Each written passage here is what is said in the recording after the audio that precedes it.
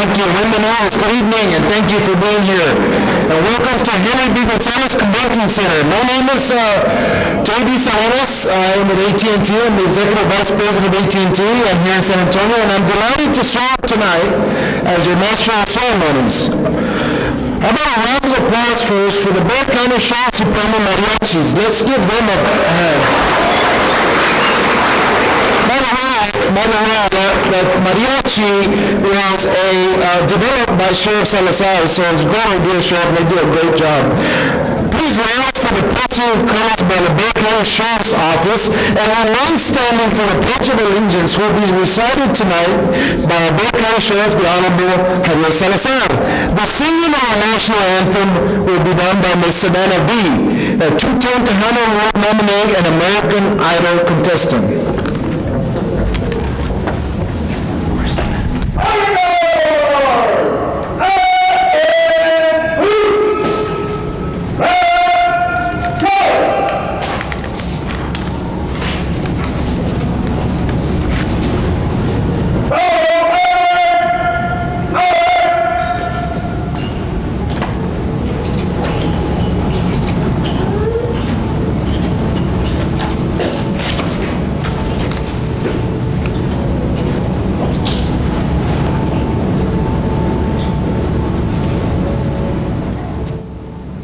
Detail, halt. Left, haste. All officers, free and halt. Please join me in the pledge. I pledge allegiance to the flag of the United States of America and to the republic for which it stands, one nation, under God, indivisible, with liberty and justice for all.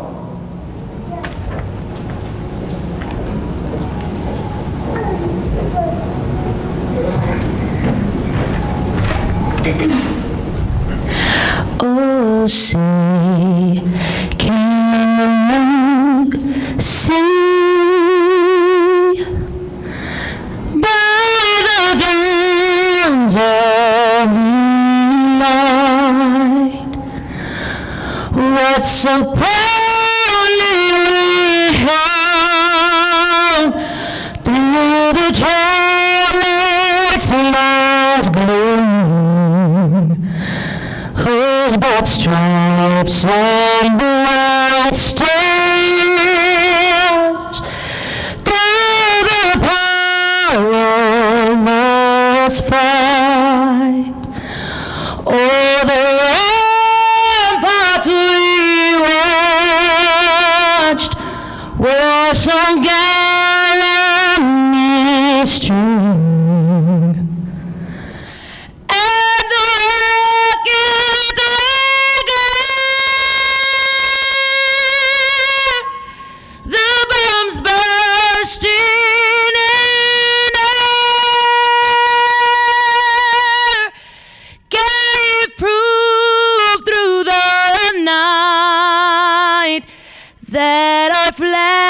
Was still there. Oh, say does that star-spangled banner yet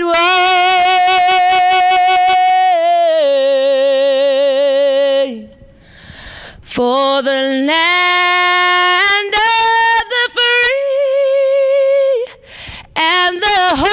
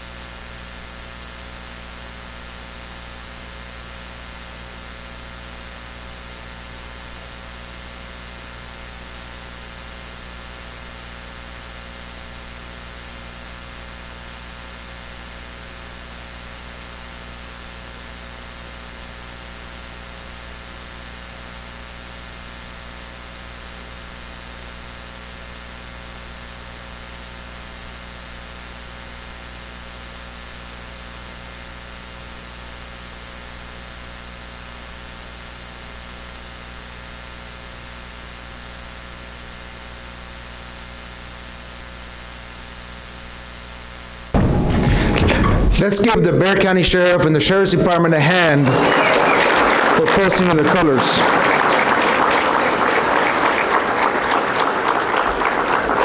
And one more hand for Ms. Savannah V. What a voice.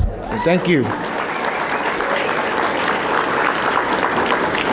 Let me be seated now. I'd like to welcome to the stage Rabbi Block from the Chabad Center for Jewish Life and Learning for some thoughts and reflection tonight. Rabbi?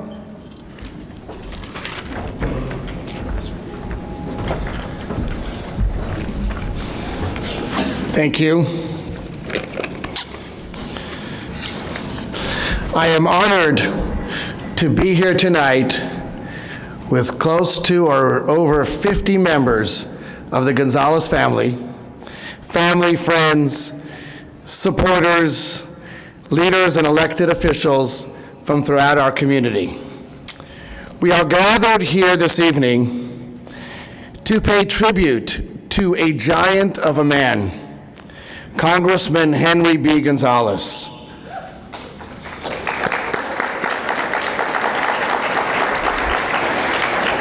A larger-than-life hero and champion of civil rights and integrity in public service.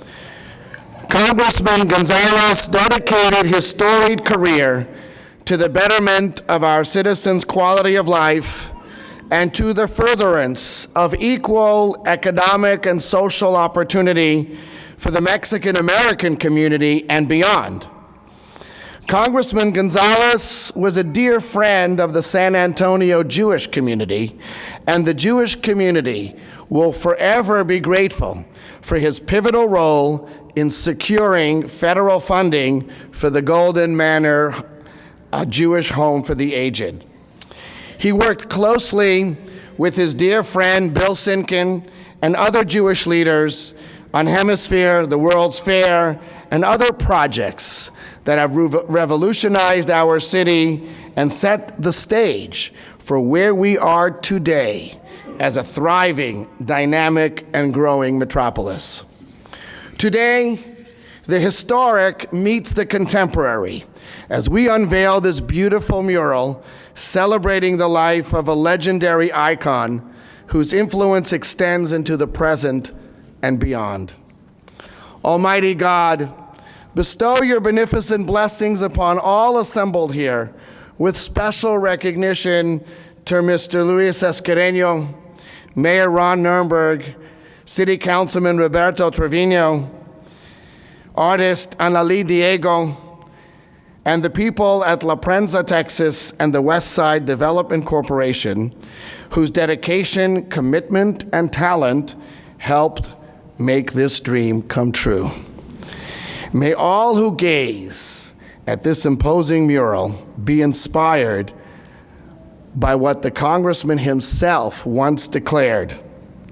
What I care about is what you care about: decency, justice, and an abhorrence for what is wrong, and an intolerance for mediocrity.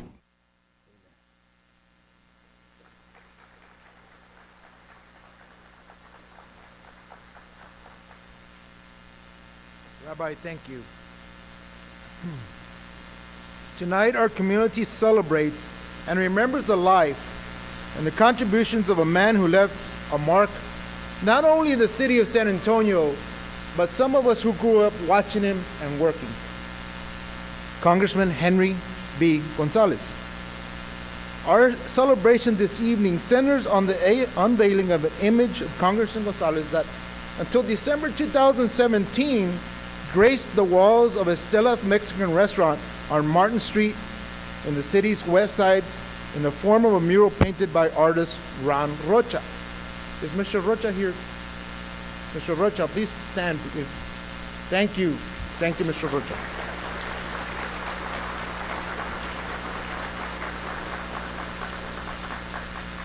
That image, unfortunately, did not survive the closing of the restaurant. However, thanks to technology like AT&T's and the artistry of a gifted and talented young artist by the name of Analí Diego, the image is restored to its former glory, and thanks to the city of San Antonio District 1 Councilman Roberto Trevino, and the city, led by Ron Nurnberg. It will now be displayed here in front of the Stars of Texas Ballroom.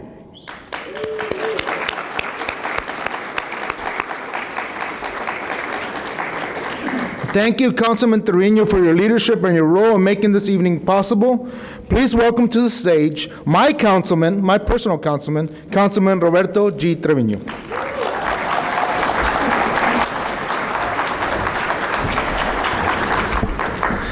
Thank you, JD. Good evening and welcome. Thank you for being here to celebrate the legendary Congressman Henry B Gonzalez, as well as an addition to the city's rich tapestry of public art. I would also like to recognize all the Gonzalez family that is here tonight. Thank you for being here.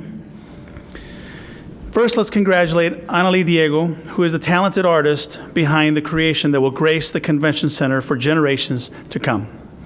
And it is a true honor to have Ronald Rocha here to see his beautiful symbol of our city live on. Thank you, Mr. Rocha.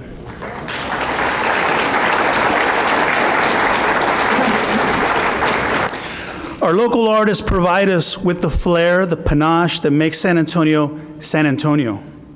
I hope to recognize Ronald and Analí at the next Distinction in the Arts Awards for providing art as immortal as long as there are artists to carry the torch.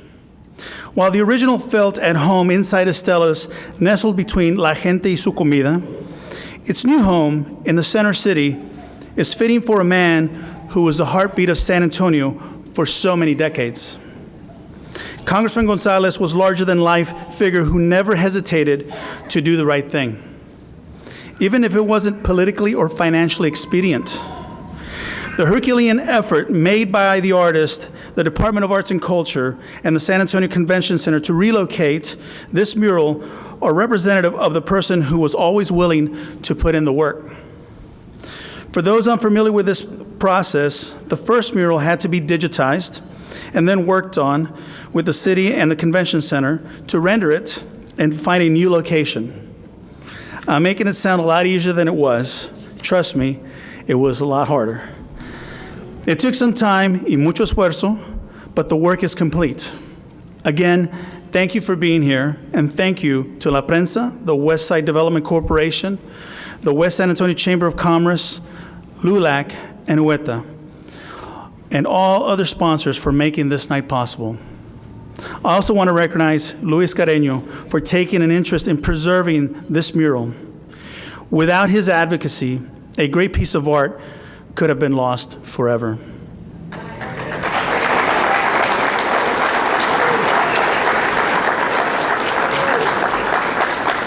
There's your champion right there. Between the mural unveiling, the panel discussion, and all the great folks here celebrating Congressman Gonzalez's legacy, I know we are in for a treat tonight. Thank you.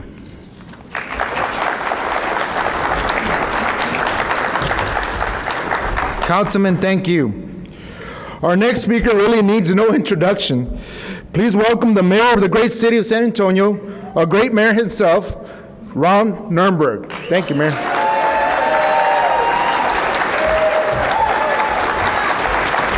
Good evening. Good evening, everyone. Thank you for such a wonderful moment that will be seared into our memory in the most wonderful way. Let's first acknowledge the Gonzalez family, who has given us so many great community servants and leaders throughout our city's history. Thank you very much, the Gonzalez family. Let's give them a round of applause. And of course, thank you to our dear Rabbi Block for the wonderful blessing. We are truly blessed to live in such a compassionate community that comes together and makes ideas like this come to life. Thank you to my colleague, Councilman Trevino, for your leadership representing District 1, which we are in, which includes the urban core of San Antonio now coming to life, downtown and Zona Cultural.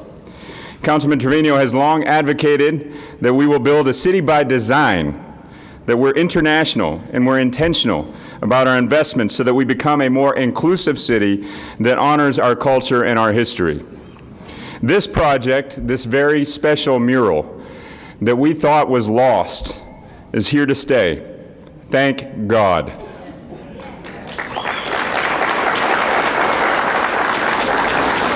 And it's yet another example of that passion for a city by design, and I'm proud of all the partners who have worked together to turn a dream into art. That dream, of course, was due to the vision of Luis Escareño, a community champion civic leader.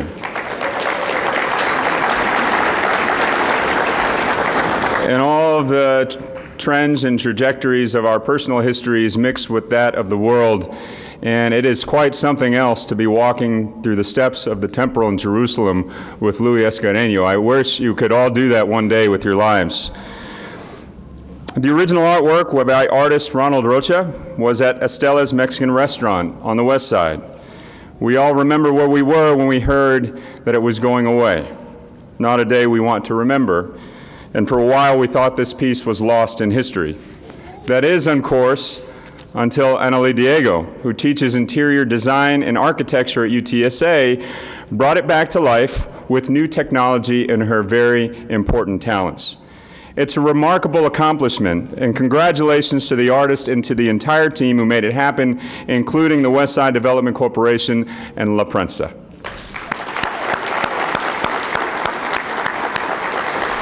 And if you haven't heard, La Prensa is also here to stay.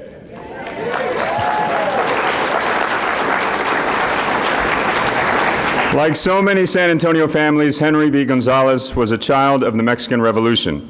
His family settled here to escape violence and to start a new life with the hope of one day returning home. Does that sound familiar? Gonzalez graduated from Jefferson High School, San Antonio College, the University of Texas, and St. Mary's Law. It's okay if you can clap for your alumna institution. He was drafted into World War II and witnessed the discrimination many minorities faced after war, after serving our country. Despite losing his first campaign for city council, he ran again in what would become a remarkable record of public service over 5 decades that have impacted so many generations of Texans, Americans, and beyond. On city council, he fought to end racial segregation at swimming pools in the city, a legacy that we are learning even today on how we can continue to build on that foundation. He was fearless in his pursuit of justice. In the Texas Senate, he set a long-standing filibuster record opposing Jim Crow laws. He was relentless in the struggle for equality. In the United States Congress, he chaired the House Committee on Banking, Finance, and Urban Affairs. And despite not having a traditional financial background, he made it up with his intellect, with his moral capacity, and his clarity against housing discrimination. Does that sound familiar? He believed that if we were to be a great society, everyone needs an equal opportunity at the American dream. Henry B. Gonzalez was a patriot, was a statesman, was an honorable American we should all model ourselves after. He changed our city, he transformed the state of Texas, he worked to stitch together the moral fabric of an entire nation. And so without a doubt, we are all better off thanks to the service of Henry B. Gonzalez.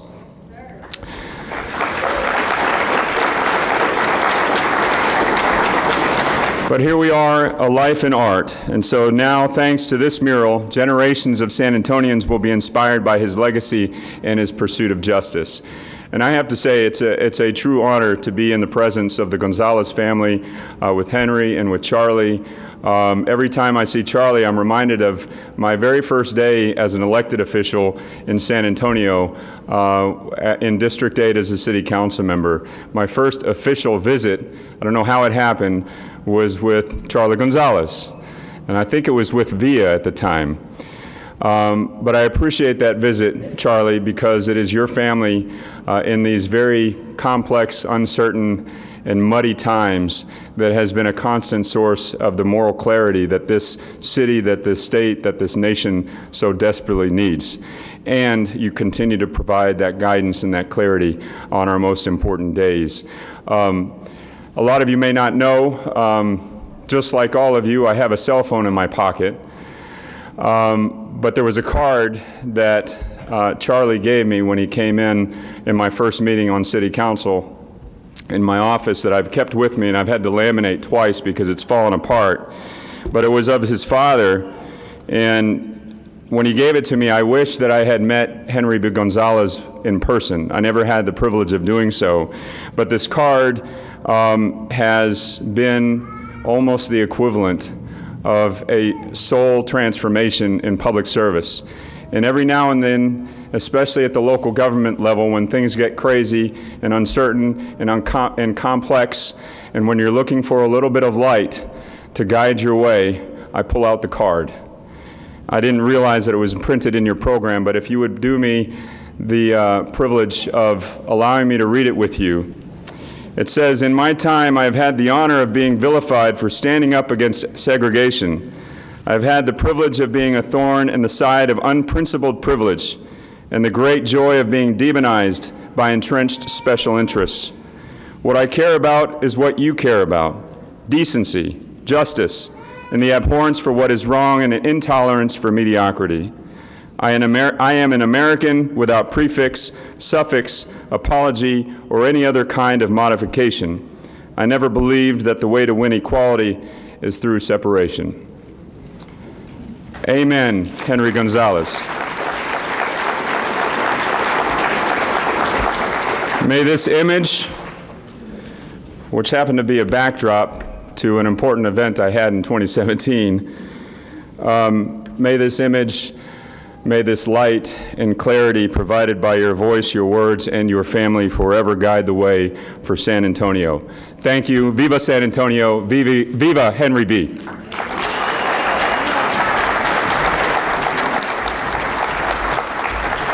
Viva Nuremberg. Thank you. Thank you, Mayor. And thank you, Councilman, for being here, both of you, for your leadership on the City Council. I know it's not easy, but we need a lot more common sense, not only here, but also in Washington, D.C. We miss Congressman Gonzalez's fine common sense, and you're right. I'm now honored to introduce a fellow National Hispanic Institute alumni, Anita Fernandez. She's a Chief of Staff for State Representative Diego Bernal, and for a special message from the Texas House of Representatives. I'm not sure how they let her out of the Capitol, but please welcome Anita Fernandez.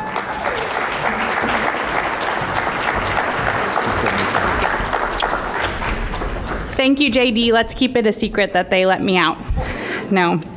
Thank you, JD, and thank you to everyone involved this evening that made this possible.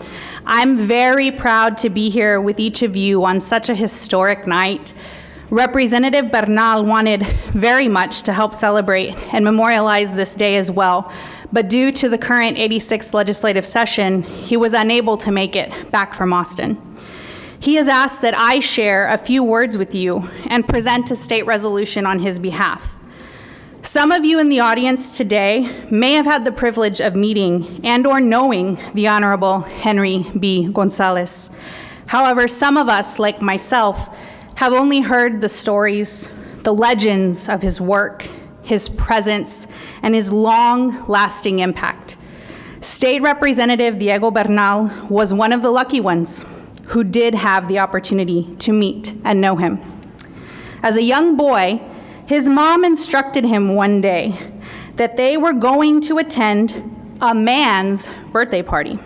She gave no name and no other details. They arrived at Brackenridge Park, where he met, as he likes to tell the story, this guy wearing a guayabera who was having a very lengthy conversation with his mother. For most 6-year-olds, any conversation is lengthy. And he still did not know who this guy was. About a week after the party at his house, the very first house he and his mom had ever rented, he received a piece of mail. He was summoned from his room by his mother. "Mijo, you got something in the mail. I want you to come out here and open it." As he entered the other room, the mailman asked if he could come inside and watch him open it. As a child, he thought, well, that's kind of weird. However, back in those days, we knew our mailman, they knew us. They delivered to the same routes over and over, and quite frankly, the mailman wanted to know why a young 6-year-old boy was receiving mail from the Congressman, Henry B Gonzalez. He opened the envelope in front of his mother and the mailman to find a calendar signed by the Congressman. Young Diego knew, as much as a 6-year-old could, that this memento was special. And even more special was the man who took the time to send it to him. As he reflected on this experience throughout his life, more and more he realized the power of representation and advocacy that Congressman Gonzalez possessed. This memory and that calendar have stayed with him throughout his career as a public servant. Very similar to Mayor Nierenberg's story of your card in your wallet, to this day, we have 3 different pictures of Henry B. Gonzalez in our office, reminding the representative and us as a staff of the importance of commitment, conviction, pride, and community. This day is a day, thank you. This day is a day that will go down in history, immortalizing the life and work of a great man and human being. On behalf of State Representative Bernal, he extends his heartfelt thanks to you, Analí Diego. You are a city treasure who has truly captured the essence of who Henry B. Gonzalez is and the spirit of the original mural. Thank you.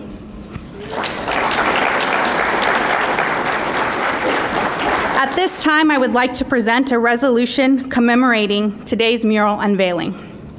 Whereas many proud residents of San Antonio are gathering on May 15th, 2019 for the unveiling of a mural of the late Congressman Henry B. Gonzalez at the Henry B. Gonzalez Convention Center.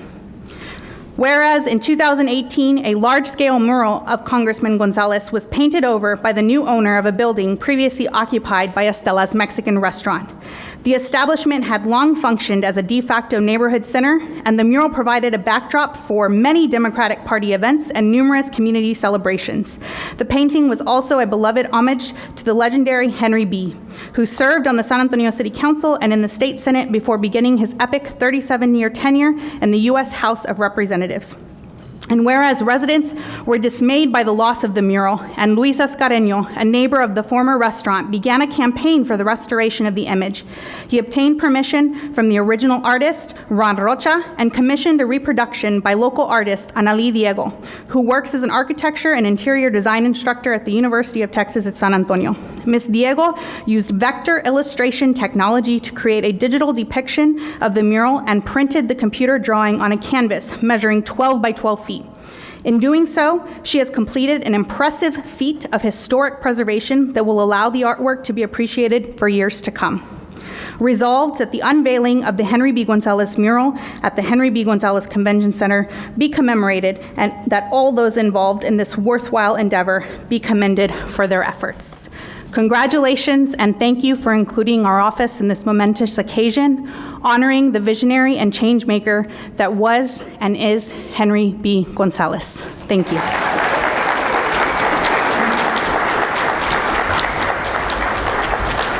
Thank you, Anita. The moment has come to unveil the art piece we are all here to enjoy. But before we do that, I'd like to invite the artist, Analí Diego, to the podium and ask her to address our audience. Please give a hand to Analí Diego.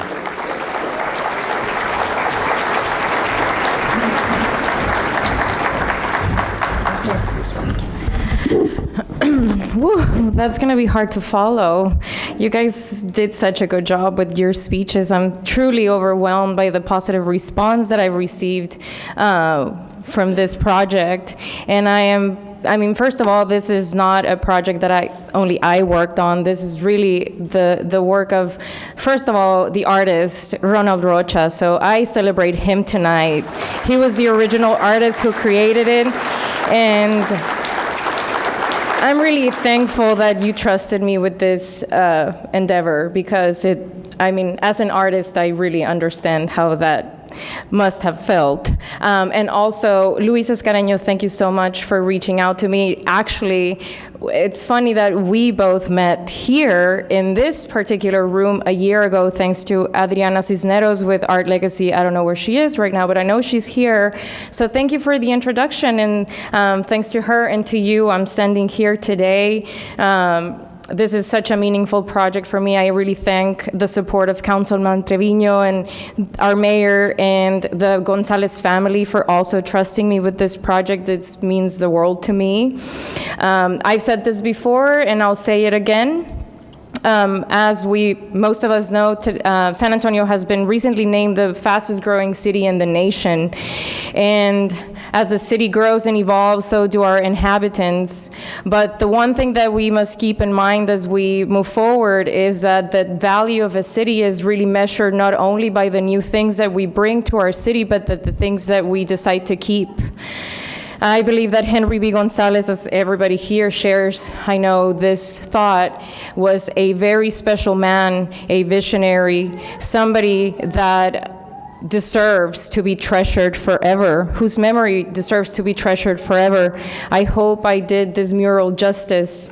This is the first time I see it also, so I'm excited to see it, and I cannot wait for it. So I don't know if I'm out of time. Is this okay? I know I had 4 minutes, so anyway, I just thank everybody for being here tonight. I'm very overwhelmed by the response, and I just hope that this mural represents his vision, and as we move forward, that we really live up to his expectations, not only as a city, but as a nation. So thank you. I'm humbled today. Thank you, Annalie. Please don't leave. Stand right here. If I can have Congressman Charlie Gonzalez, Mayor Nirenberg, Councilman Trevino, Anita, Ron Rocha, and Luis Escareño to join us.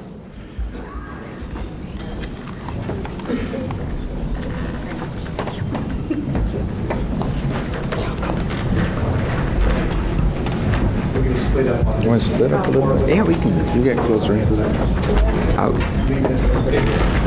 How many do we have? 3. Oh, I get near the artist. Okay. All right. Hi. Thank you. Thanks for your Center of kind words. attention.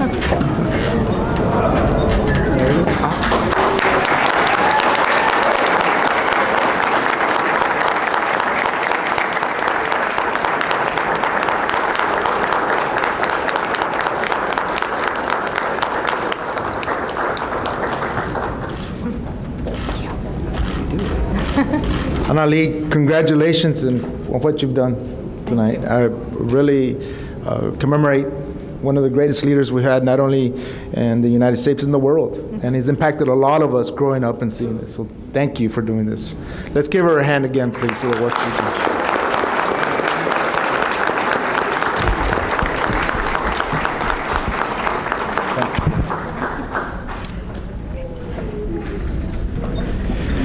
In the late 1950s, a young Dr. William Elizondo, then president of LULAC, and his girlfriend at the time, now his wife, Maria Oralia Elizondo, campaigned for Henry B. Gonzalez. And one of the first runs for office. Please join me in welcoming from the board of the directors of La Planta, Texas, Dr. William Elizondo.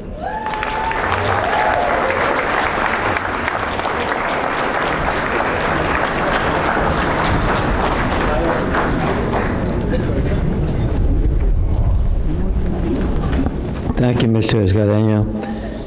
Congressman Gonzalez, we got the other Congressman Gonzalez here, Mayor Nirenberg, and Roberto Trevino, our city councilman, and distinguished guests. It's a real pleasure to be here, and especially on such an auspicious occasion as we have here today.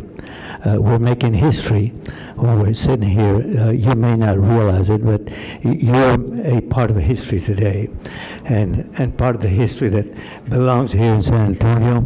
We're in the heart of San Antonio, and you're to be congratulated just for being here and being a part of this beautiful, beautiful occasion. And as I see the mural, it just excites me, because I can remember the days that we met Henry Gonzalez, which is a long time ago, back in the 50s, to be honest with you. My dad had a grocery store on Ogalito Street in the south side, and he and some other grocers got together and they wanted to campaign and help Henry B. in his first statewide office, which is a senator at the Senate at the time. And so we got involved in helping him and talking to some of the other grocers and people in the community. And it was a very inspiring kind of thing at the time. I didn't realize it, how important it really was. I just thought it was just another thing rather than going to school. And but that was the first time. But I'm going to tell you a little story that's actually true story that happened to Henry B. and his campaign back in the early 1950s. He had run for city council, and the opponent that he had at the time asked some of his other friends. Some of his other friends was Jose Olivares and Ray Padilla and Reinaldo La Garza and a few other persons that I can recall. But too numerous, most of them I don't know who I'm talking about, but I remember them so vividly because they were part of the Good Government League at the time. So at any rate, it happened that they were asking some of the other fellows, hey, how am I doing on the election? Because he was running against Henry B. And so he said, oh, don't worry about it. It's in the bag. So he went campaigned and continued on and came back and asked these same fellows, hey, how am I doing? What's it look like out there? What does it seem like? He said, oh, fine. He said, it's in the bag. Don't worry about it. So he said, fine. The vote came out, and some of you may know the story. And what happened is that Henry B. won that race. And so he went back to his same fellow and said, hey, I thought you said it was in the bag. He says, yeah, we didn't tell you. It was Henry B. Gonzalez was in the bag. The actual true story. But at any rate, after 1956, 1958, he ran for governor at the time, and then later on in 1960, he ran again for the state senate. Of course, in 1956, as you may or may not know, there were three other persons that were running that we were supporting, and we didn't have anybody in office in the county, and Albert Pena was running for county commissioner, Albert Torino was running as justice of the peace, and Henry B. Gonzalez. So those were three people that we were supporting at the time. And young Charlie Gonzalez, our congressman, was much younger at the time. I don't know what he was doing, but he was a young teenager at the time. I'm sure he was out there helping his dad. But anyway, we helped those folks, and all three of them got elected, fortunately. And it's the first time that a state senator had won from as a state senator, and it came from Bexar County. It was Henry Gonzalez. And then he ran again in 1960 when we helped him. And by that time, in 1959, I had just graduated and set up my practice, and I wanted to find an office downtown, and I went to look at the different buildings around town, and most of them cost a lot of money because I didn't have any money. I had paid for all my schooling and still broke at the time, and went to find a place where I could set up an office, and the only place I could find and did find was the Houston building. A lot of you don't know who the Houston building is, but the Houston building, Charlie knows because he was there and he came up as a young man, and that's when I met him and the rest of the family. And the rent at that time is $30 a month. So I said, gee, I can afford that. And so that's why. So I was up on the 5th floor. I was right there, right next to Henry Gonzalez, and saw him all the time as he was state senator, and he got the chance to be able to meet him and talk to him on a continuous occasion.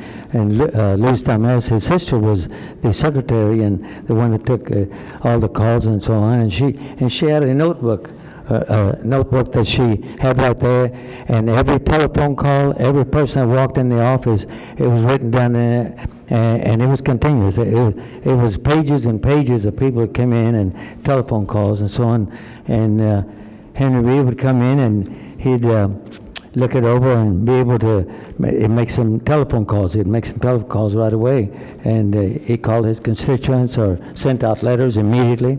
And as far as I know, there wasn't a letter that was sent to him that he didn't respond to and send a letter out to. And I received many of his letters because at that time it was letter writing. We didn't have cell phones. We didn't have phones. If you made a telephone call at the time, it cost you $3 at the time, which is about like $30 or $40 now for 3 minutes. And so you spent 3 cents on a postage stamp to send a letter to Congressman Gonzalez up in Washington, D.C. I went to see him if you were able to do so. But that was then. So I was fortunate to get elected in 1961 as president of LULAC. At that time, we had to pay to be able to vote. Most of you know it's a poll tax. I had to pay $1.75. So as a LULAC president, we went out and enlisted people to be sure and they were registered to vote, to pay their $1.75. At that time, young people working even at jockeys and places like that, they were only making $15, $18 a week. And $1.75 was a lot of money for a lot of folks, and they just couldn't afford it. And many times we'd have to help them to buy a poll tax to be able to vote. So we had, we knew the election was coming up because he had run in 1961 for the U.S. Senate and didn't quite make it, but he received many, many votes in Bexar County. And at any rate, later in November the 4th, 1961, was the election, and of course, at that time, in 1960, we had been very active in the Viva Kennedy clubs, and so part of the Viva Kennedy clubs and to get Henry B elected was all part of the whole process, and along with a few other people. John Alaniz, we finally obtained a state representative that could be a part of our community. And we were able to, fortunate enough to get him and a few other people elected. That we needed representation because we didn't have any. But at any rate, so Henry B. was able to secure the help of JFK and the entourage from JFK, and sent down the vice president, Lyndon Johnson. Lyndon Johnson was a president, and he came down, and we had a big entourage there at Centennials on the west side on West Common Street. Many of you and your families kind of remember that or know that, but some of those of you that have a lot of gray hair, you remember some of those things. And my wife, at the time she was my girlfriend, it was mentioned a little while ago, and she's here tonight somewhere. But I told her one morning, I said, "Say, I was president of LULAC and single. I said, I'm going to go down to Casablanca to have some coffee with some friends." And I said, "I'd like for you to go with me." She said, "Okay." I think it was a Saturday morning. And she reminded me today was coming down here. I didn't realize that she was going to tell me that, but I recalled that. And I said, "We're going to see some of the fellows down there. So we're going to meet some of the rest of the LULAC persons. We're going to go out and block walk that day." So we had about 40 or 50 people out there block walking, because at that time, we didn't have what we have now. Now you have lists of people. The people actually are registered to vote. You go out there and you select those people. Just go to those homes, and you may be only seeing 1 or 2 families out of 1 or 2 blocks, and that's the only ones that are registered to vote. At that time, we were going house to house and continue on to make sure that we covered the whole waterfront. Anyway, that was fortunate that we had a great success in the fact that we finally had a congressman from Bexar County, the first one from the state of Texas, and who of course became a legend, as all of you know, and we're very proud of the fact that we were able to be a part of that, because later on we were trying to get him involved. When I was on the hospital district board, I was now the board of trustees of the United Health System, but back then it had a different name, and I was on the board of trustees at the time. And we tried to get him to come in and talk to us in 1964, and I was having a hard time for the people who were making the decisions for us to bring in Congressman Gonzalez, a respected leader at the time. But at any rate, those are some of the fights that we had to implement in order to get a lot of things done that were so much easier now and so much better as we have it there, because But as you know, Congressman Henry B Gonzalez was able to go and be a part of the New Frontier, and later on the Great Society. New Frontier was JFK's activity as far as the country was concerned, and the New Frontier and the Great Society with Lyndon Johnson's, and he was part of it, and that's when we got all of the acts, different things that we now have, we take for granted, the housing, the library, the different things that we can do now, people that can be represented all over the city and all over the county. So we're mighty happy to be able to have that. And we have people like our Commissioner Calvert and so on, knew his father very well. And, you know, it's just a delight just to see the kind of representation that we have now and the kind of activity that we continue to have. So those are some of the, well, and the other thing I remember also is in 1963 and 64, the congressman went down to Wilson County. He was the main speaker and introduced my father-in-law. At that time, I didn't realize that my father-in-law was being honored by LULAC at the time, and Congressman Gonzalez was part of it. But the other big thing that a lot of people don't know, and that relates me very closely to Henry B, that we had in common, and I don't know if Charlie knows this or not, but is that we both married two young ladies from Wilson County, from Floresville, Texas, and I'm very happy that we both did so.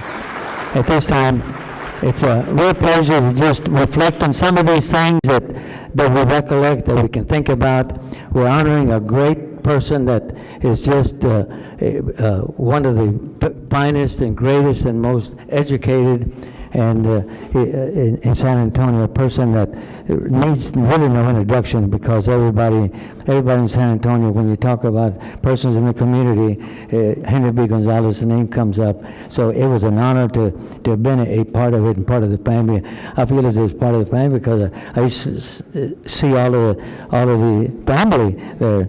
And Charlie Gonzalez, of course, about 14 or 15 at the time, more or less. And then later on, when I was president of the San Antonio School District, we were able to send some mariachis down there we sent them out on May the 5th. His birthday, I think, was May the 3rd, I believe, wasn't it? I think that's correct. I think yours is May the 5th, though, Congressman, isn't it? Is that about right? Right, so it's correct. I thought that was correct. It's pretty close. But anyway, thank you so much. It's a real delight to be here and part of the program, Mr. Secretary. Thank you. Thank you, sir. Thank you, Dr. Elizondo. Actually, I met Dr. Elizondo just this last session at Senator Menendez's office, and he told me some of his story, and I appreciate Dr. Elizondo.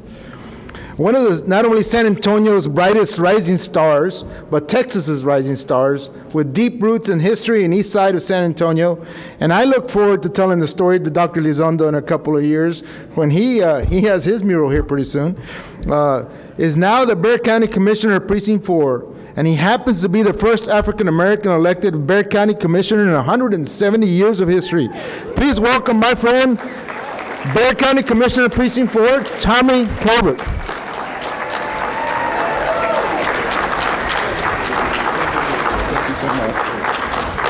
Thank you, Judge. Thank you very much. And thank all of you for being here. My heart was very touched when I saw the mural to the Gonzalez family. I felt a sense of the struggle that your father went through. You know, your father obviously was a trailblazer, and being a trailblazer means that you do things where you are marginalized, where you are ostracized. And it's not an easy place to be.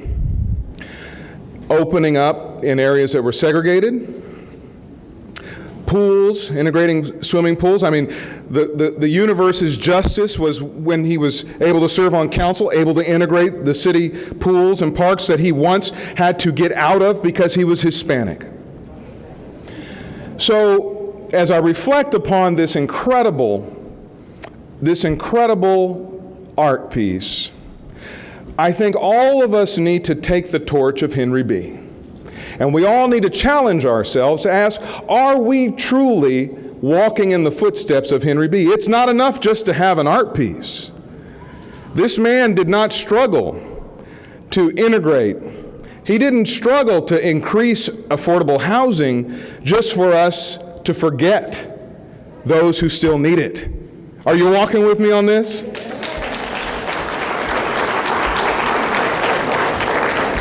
So when you convene in the convention center, perhaps you might convene with people who are homeless, who are struggling to make ends meet, who are struggling to make down payments, who are struggling to get access to credit and capital. You know, I have many stories with Henry B. I'll just tell you two quick ones.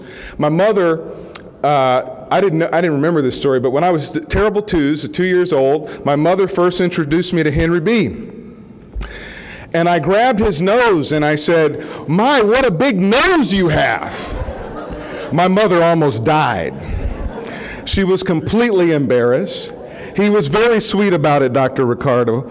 He was very kind. He obviously just laughed it off. And then I remember, because I often say I didn't have much of a childhood, my dad took me to Washington, D.C. to visit with the National People's Action Organization. We were about 2,000 people strong. We traveled to Washington, D.C., and I'll never forget, my father always gave Henry B. credit for creating the Community Reinvestment Act. Now, y'all don't know what that's done for us.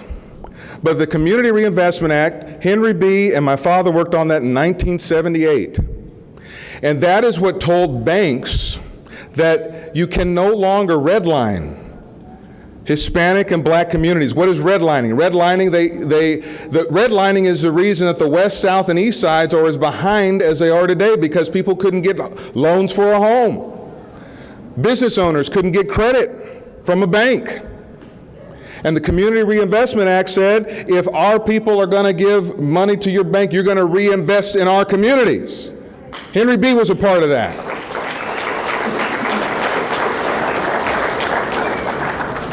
So we have a lot. We have an awful lot of work to do. I remember being up in Washington, in Capitol Hill, and the congressman welcoming me and the folks that we were traveling with from cities all across the country.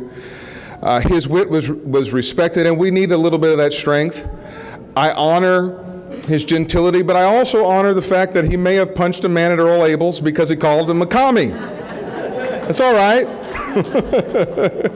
We're past the statute of limitations, I think. But we all should strive to live, to be people who, when you just say their first name, you know who they are. When you say Henry B., you know who we're talking about, right? You know, like Madonna, you know who we're talking about. Henry B. We all called him Henry B. because he was our friend. He was our champion. He had been tested. He had worked in the vineyards for a long time for us. So I'm proud to carry on his legacy in the fight for affordable housing. And while he may not have worn it on his sleeve, maybe Charlie could tell us more about it. I think it's not only because he had the connection to the people, writing those letters, hearing their concerns, being in the streets, fighting on their behalf, representing them in so many ways.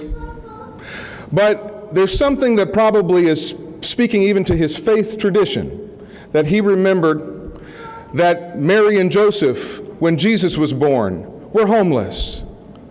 They were searching for some place at the inn. So may all of us have some place at the inn for somebody who needs it. Long live Henry B.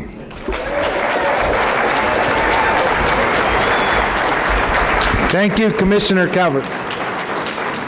Commissioner Calvert, thank you for being here. And I hope you excuse me for not being able to be at your event earlier. I was a little busy tonight, but I'm sure you're going to have more and you're going to see me there. Now I would like to invite Dr. Ricardo Romo, Dr. Maggie Rivas Rodriguez, and former Congressman Charlie Gonzalez to join us on the stage to reflect a little bit on the life and legacy of Henry B. Gonzalez.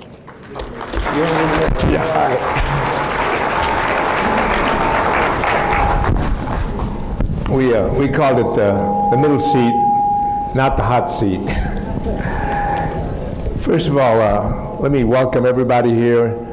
On behalf of La Prensa, I'm a proud member of the editorial board, and what they've done today is truly amazing.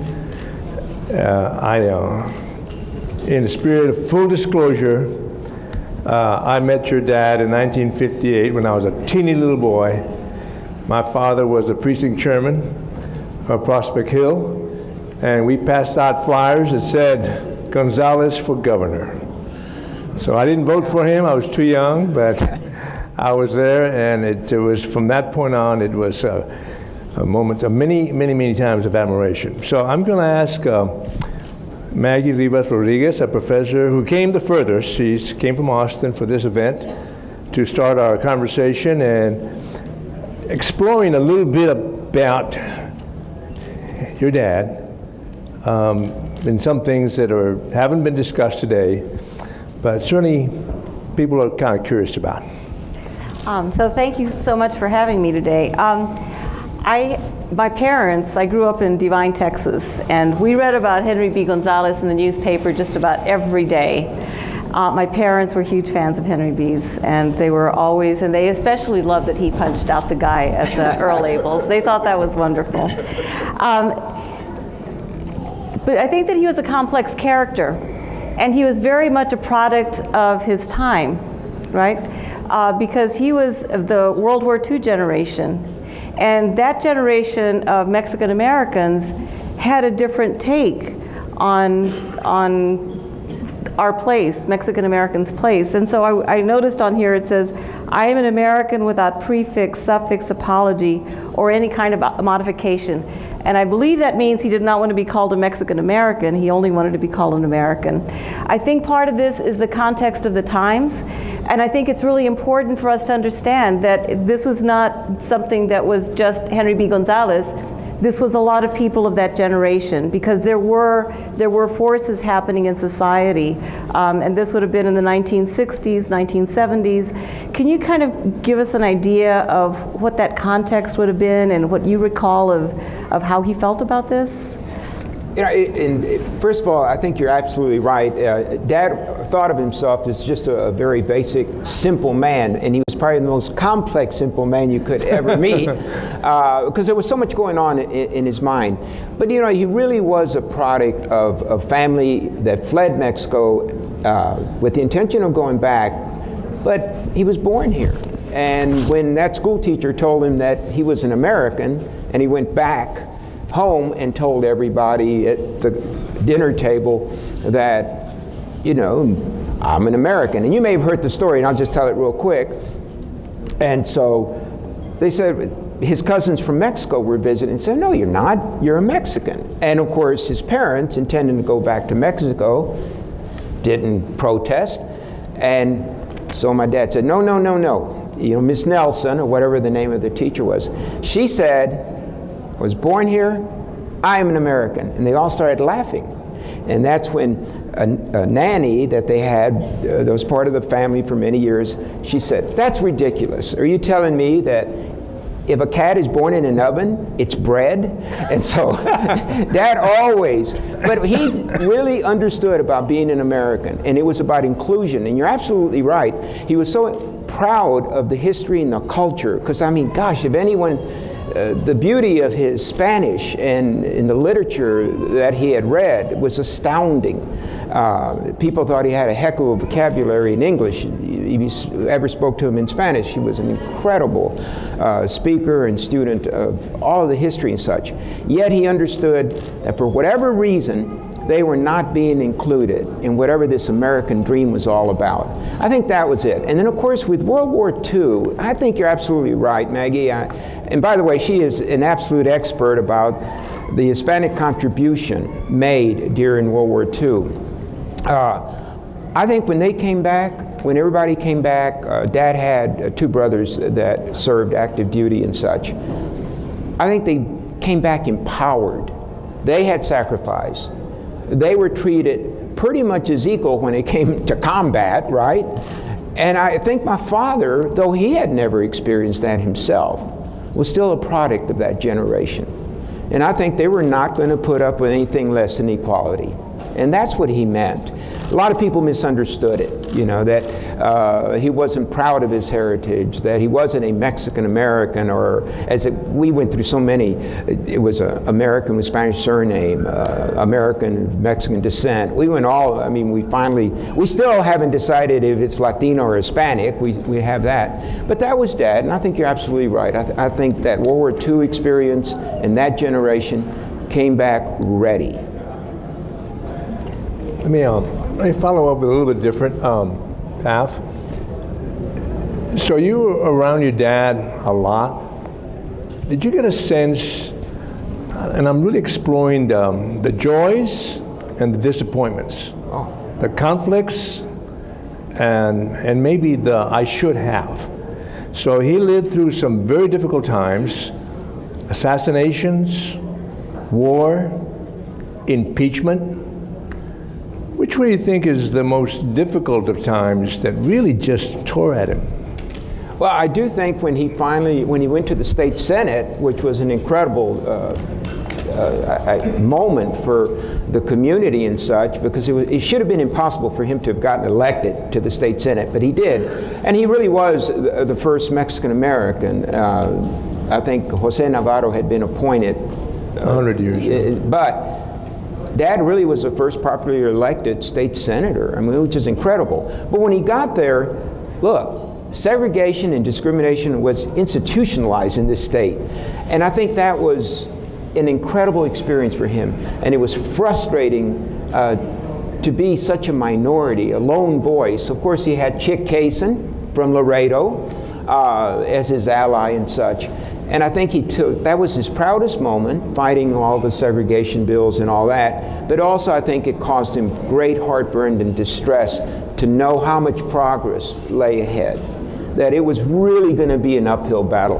I mean, they were passing pieces of legislation that perpetuated, in essence, what the Civil War tried to put an end to.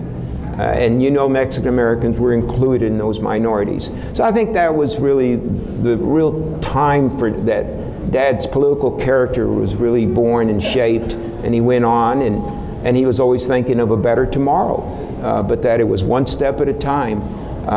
And he even realized that in his lifetime, he would never get to that destination. Okay. I would imagine, because I don't know that they would have very many flights between San Antonio and Washington. I imagine that there was a lot of family separation. How did your family deal with that? And what were some of the costs? Because I think that there is essentially, when someone is in public office, there's a personal cost, a family cost. So it's not just the person who's sitting in a desk in Washington D.C., but it's people, the family back home. And whenever someone is wanting to enter politics, and it might mean, and it's one thing to go to Austin, it's another thing to go to Washington. The first thing I tell them is, the first casualty of a political life is your family. And anyone that tells you anything differently is not telling you the truth. Even up in Washington, when there's freshman orientation, they'll say, oh, please understand, we're setting the schedule with your families in mind. No, they're not. Believe me, they're not. And so with Dad, I think, there were 8 of us, and I was the lucky one. I think the luckier 4 were the ones that saw Dad up until the time that he left in 1961, because he was gone. I mean, he flew up to Washington for the week and flew back. The most incredible thing in those days is that it came out of his pocket. It wasn't part of the budget, which is incredible, because, I mean, we weren't comfortable by any measure, but he was not going to be part of Washington. He never was. 37 years, 2 apartments. Never bought a piece of property there. He never became part of the Washington scene. I'm not saying that's good or bad or whatever. That wasn't Dad's lifestyle. But that's the way I think he salvaged a family life. And for my 4 younger brothers and sisters, that's the only time they would have seen him. Because by the time he left to Washington, I was already in high school. And so, if Dad was around or not, in high school, you don't really notice that much. But the others were all so young. And it is a sacrifice. And that's why I always think, like, when I think Dad was so appreciative of Mom for doing what she did, because you need a partner, a spouse that is going to put up with not just your absence, but a whole lot of abuse. And you have to be really thick-skinned. And so, and to my younger brothers and sisters that didn't have the benefit of the 4 older ones, to have seen Dad at home, at meals, taking us camping. I was the right age. That's why I got to go to Austin with him all the time. I was just blessed because I had greater exposure to Dad than all my other siblings. But the 4 younger ones, and Mom, it was, I think it was just an incredible sacrifice. And my hat's off to, you know, Joaquin and everybody else with a young family who's basically mimicking my father's lifestyle. It's tough. It is really tough. But, you know, there are people like my mother, and I'm sure there are husbands of women that aspire to public office that will support them, and it is needed, truly is, but it's a sacrifice. So over time, we two very tough topics, and one of them is Vietnam and what LBJ accomplished, and then his legacy is always yes, but Vietnam. What was your dad's, I've not read much about this. How did your dad view Vietnam early on, and did he ever have any second thoughts about Vietnam? Well, I mean, and I know that Professor Henry Flores is in the audience, and I think he's doing some research on Dad for a book, and that is an area to really be explored, because Lyndon Johnson obviously really believed the generals. Dad had serious doubts and such.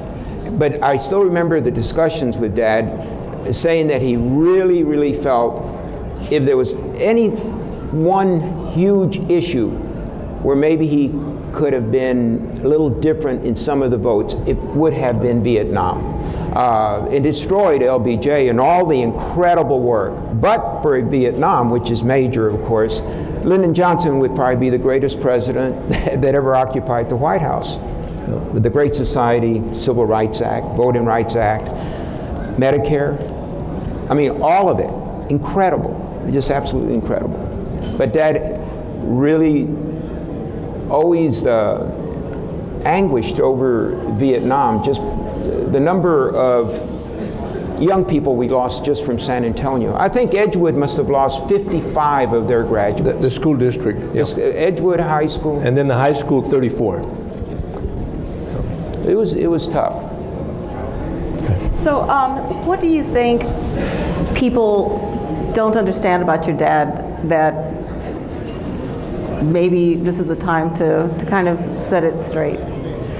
You know, he just had this internal compass about right or wrong, justice and injustice. And he wasn't too crazy about having a needle somewhere in the middle, you know? And so people would say that he was intractable, you know, unreasonable and such. No, he just really believed you had to go all out in order to achieve that kind of balance and justice and such, and that there's sometimes you couldn't compromise, you don't compromise principle. Dad was a good negotiator, and don't get me wrong, and he was a good chairman of the banking committee because he gave everybody a voice, Republicans or Democrats. But he had a direction, and I think Commissioner Calvert alluded to the National Affordable Housing Act, the Cranston-Gonzalez bill, which was incredible. I mean, the Community Reinvestment Act, which imposed all sorts of conditions on banks to go to underserved communities. A lot of people just thought that that was really arbitrary, putting all these conditions.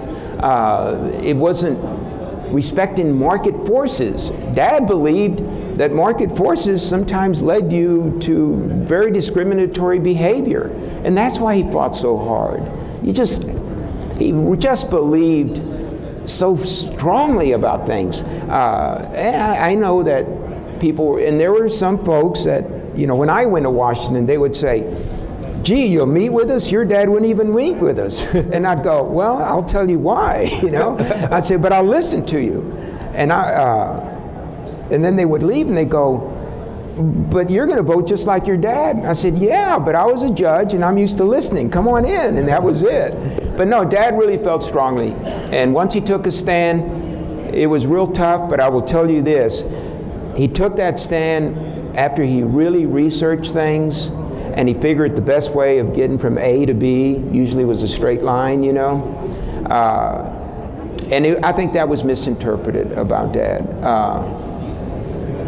I mean, you know, yes, he did punch somebody at Earl Abel's, which was really bad. I don't know. No, I mean, it was kind of hard, right? Because I was a county court of law judge, and those were the kind of cases that we handled. And so everybody was asking me if I was going to try my father's case, you know. And then I thought to myself, that would be fun, you know. But it did not work out that way. Let me move on to banking. So he was on the banking committee, and in the late 80s, every bank got wiped out with the exception of Frost Bank. And I talked to Tom Frost about this. He said it was the most horrible time of his entire career. Now, what is your sense? What were the lessons? Did your dad apply some good lessons to what happened with the savings and loans and the banks and so forth for future? And what were those lessons? Well, that was the amazing thing about my father, because people would say, you know, the guy's crazy, that, you know, this is good policy. And he would warn people about unnecessary risk, and no one would listen. And Dad always had, one of his favorite sayings, Maggie, was that the future will be my vindication, when people thought, man, what are you talking about? But if you ever read his speeches on the floor or in committee, he basically was telling you that we were heading to a meltdown. And he was right on the savings and loan debacle. He was right about risky bank practices because it was obvious to him. He was really a brilliant man, and I know that it was already alluded to that he did not have an expertise in finance. What would this San Antonio guy know about Wall Street? Well, what they didn't bargain for is that he was a quick study and a thorough study. And he listened to the experts on this. They didn't bargain for that. But no, I tell you, Ricardo, I think when it's all said and done, people will look back and they'll say, you know, your dad warned us about that. And that's what I would have some of his colleagues would come up to me and they'd say, hey, you know, your dad told us if we voted for that thing, this was going to happen, and we just didn't believe it. Okay. I've got to go back to the Mexican American Chicano movement, because you mentioned that he, you know, from the House floor. So I know that he was very, very worried about MALDEF, about the Ford Foundation's support of MALDEF, and it was a major news story, but also was a major development within MALDEF, that it ended up because of his criticism of the Ford Foundation's funding of MALDEF and Southwest, and what was then the Southwest voter registration, became Southwest voter registration. That made some changes in how the Ford Foundation funded things. I'm wondering how that kind of fit into his worldview, because what it seems like what he was seeing was, and I think this is partly, you know, I teach journalism and I'm a former journalist. The news media was writing a lot of very heated stories about the Chicano movement. Yeah. And a lot of people were very worried about what the Chicano movement was doing. How does this fit into his worldview? And do you think that he ever altered his understanding or his opinion about what was going on? You know, I don't think they ever did. And to those that were around at that time, again, I mean, Dad was not a flawless man and everything else, and he could be stubborn. But he really believed that there was a way of going about to exact change. His fear was, and you can have this debate, and it should be a good debate, that whether it was La Raza Unida and the Chicano movement, and some of the rhetoric was really destructive. And I know maybe it was not meant, but you go around saying, kill the gringo, some people might get a little excited about that. So Dad thought that it really wasn't moving us forward. You got to remember, the mantra of, you don't achieve equality by separating yourself. And I think he viewed the movement as almost a separatist movement. And that was it. It was really that simple. Was there politics involved in such? Well, yeah, you have followers, you have individuals that support you and such, and all that played into it and all. But deep down, I think he just had a fundamental difference of how they were going about, and really believed that they were setting some progress back and playing into the hands that would love to keep you separated, never to include you. And that's why I've always quoted that. I said, how do you achieve equality by being on the outside? And it doesn't make sense. I think that's kind of the larger issue, is change from within or change from without. Like, what is going to be the most effective way of creating equality? Is it from people outside trying to criticize the mainstream, the structure? Well, that's what's strange, man, because I know that part of Dad believed in the disruptors. Part of it. And because he was that at one point in his career, right? Just by running against the establishment, he was a disruptor and such. Right. And he was real concerned about the rhetoric and all those things. But deep down, he knew that it was a long game. A step forward, one step at a time, then all of a sudden 10 steps, but never go backwards. And I think that's what he was concerned about. I do believe that deep down, as much as Dad, he was flamboyant and fiery and all those things, that lasting change was evolutionary and not necessarily revolutionary.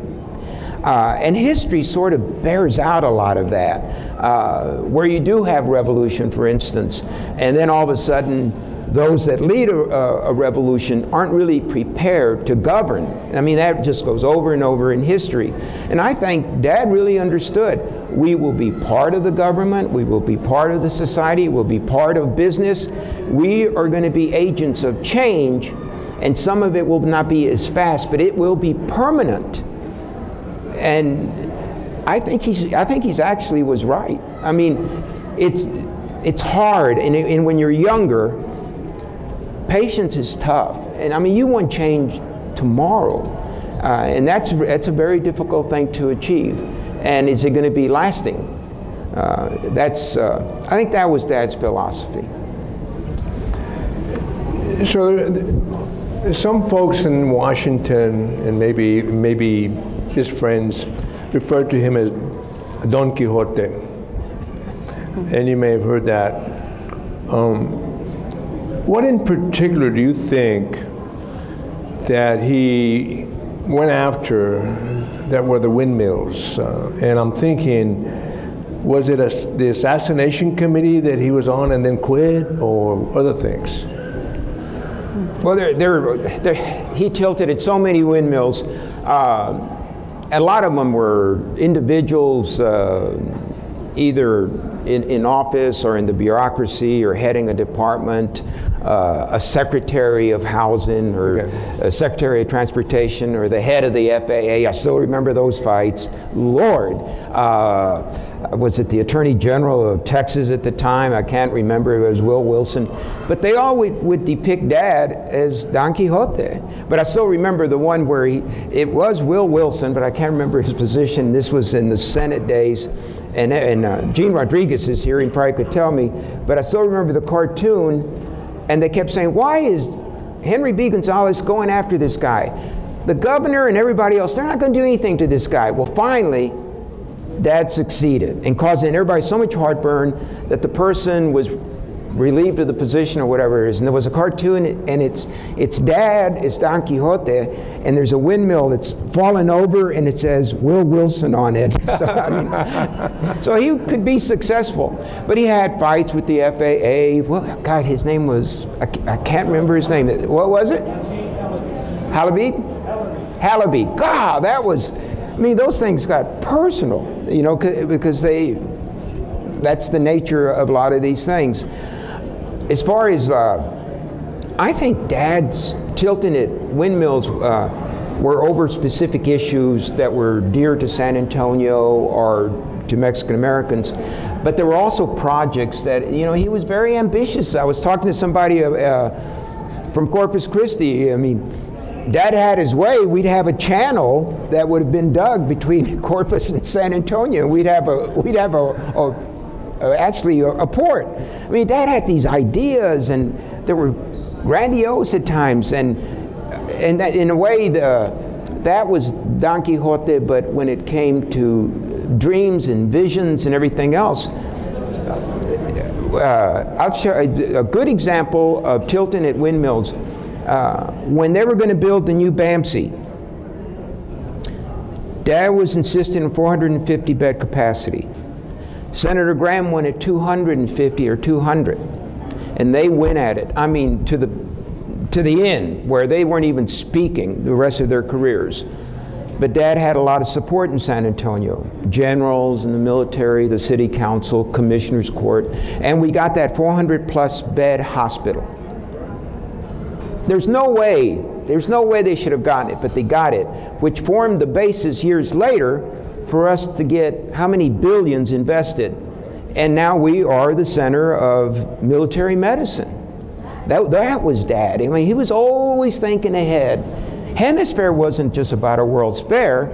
It was about transforming this part of the city, increasing our facilities, and getting some attention here and an investment. So all of those things, that was Don Quixote in a way, but Don Quixote wins the battle at the end of the day. Yeah. Maggie? So you went to Congress. What lessons from your father served you when you went to Congress? Respect all your colleagues.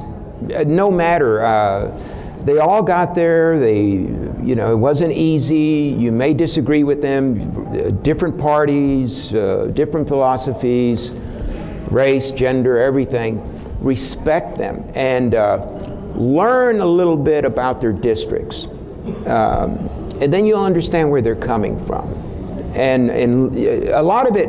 I mean, when I say Dad's biggest lesson to me was you need to really listen, because if you ever talk to Dad, you thought he wasn't listening that much because he was talking a lot. But that was, I think, the biggest thing. And just to be open, give everyone a fair chance to be heard. You can't make everyone happy, but they deserve to be heard. And that went to constituents too. I'm going to tell you a story. I was interviewing Hector de Leon, who's an insurance attorney in Austin, and he has a huge photograph of your father on his wall. And he told me this story. When your father was in the Texas Senate, he and his brother would deliver newspapers to his office. And Henry B took an interest in him and asked him a bunch of questions, was always asking him, inquiring. Later on, when he grew up, he ended up going to law school, he got married, and his wife died young. And your dad went to the funeral. Oh, yeah. And that's something this is somebody that he really didn't know that well, but he had a loyalty to this kid. He was a kid at the time, and he will never forget that. He will be forever. And I think that's true for a lot of people. I think there's a lot of loyal Henry B fans that he's done small things for, but to them it's a huge thing. I have people, there's not a week that goes by, and I always tell staff this, my staff as well as Dad's staff, and some are here today, from way back to the 60s all the way to the time I served. Dad really cared about them. People didn't understand when he asked you about your aunt, he really wanted to know about your aunt. He just wasn't making conversation. 20 years later, if you ran into Tommy and you had talked about your Aunt Cecilia 20 years earlier, he'd go, "Tommy, how's your Aunt Cecilia?" I mean, real quick, because these things are like incredible. I got an email at the law office I'm at now, and this woman just said, "I knew your dad because we always flew on the same flight, and we just talked. And he would ask me about my kids, and I would tell him, and then I quit that job. And then one day, I'm at the airport again, and I hear, Marilyn! And I turn around, and it was your father. And he came up, and I hadn't seen him in years. And he started asking me, and actually, asked about my kids by their names. And it was an incredible, he had a gift. And I keep telling people, part of the gift was the basis for remembering the names. He really was interested. I mean, he just would take an interest. We could just get story after story. I mean, there's some just incredible ones. Unfortunately, you know, I didn't have that gift of seeing a face and remembering it. So when I was running for office and someone would say, well, we're with you because we were with your father, and I'd say, oh, well, what's your name again? And they'd look at me and they'd shake their head and they'd go, your father never had to write it down. So there was a price. I do remember, so when I was off in college in the 60s, I would come home to San Antonio to party at the weekends. And one weekend, I actually went to 3 parties. It was a wedding, going away party, and a quinceañera. He was at all 3. And I brought this up to my government professor when he was talking about how, you know, how do we impact government, how we do this. But what was really amazing is I thought he was signing autographs. So I kind of edged over there, and somebody was telling him, I got cheated on my housing, and he would, you know, tell me the name of the, you know, where do you live? He was writing down everything that people were presenting, problems. Yeah. But it was like, you know, we're out there partying, and he's like, I'm not sure your dad had any hobbies, but there he was working over the weekends. And then I guess Sunday he'd go back, Sunday, Monday, go back. But I think that that's the mark of what you were talking about. Somebody who listens, somebody who cares, somebody who wants to make a difference, somebody who is convinced that they do have a gift and they're going to use that gift to help other people. So I think, appreciate everybody being here. Thank you. Thank you. Thank you. Good job. Thank you. Yes, sir. Appreciate it. Dr. Romo, Dr. Maggie Rivas Rodriguez, and Congressman Charlie Gonzalez, thank you for sharing your stories. That concludes our evening, but I want to thank our sponsors who are listed on our message board. You'll see in your program in the back, Ramon Bosques and Narciso Cano, Dr. Silvia Villarreal, Senator Jose Menendez, Representative Diego Bernal, Congressman Joaquin Castro, Henry Cisneros, and little Henry Gonzalez, C. Leroy Cavazos Reina. Thank you for your sponsorship. I'd like to especially acknowledge the City of San Antonio, the Bexar County Sheriff's Office, Leonard Rodriguez, the Westside Development Corporation, La Prensa, Texas, the Westside San Antonio Chamber of Commerce, LULAC Orgullo de San Antonio Chapter. But lastly, if I can have your attention, please. Henry, thank you for joining us. Lastly, I'd like to thank somebody that put us together tonight, and without him, it probably wouldn't have happened. Luis Carreño. Thank you, Luis, for having us and putting this together.